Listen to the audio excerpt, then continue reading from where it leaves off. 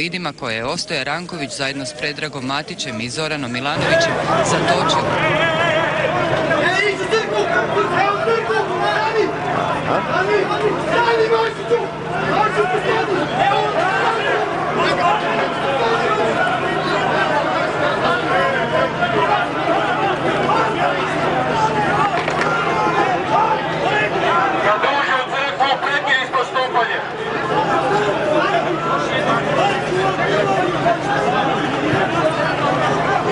Lidima koje je Ostoja Ranković zajedno s Predragom Matićem i Zoranom Milanovićem zatočio.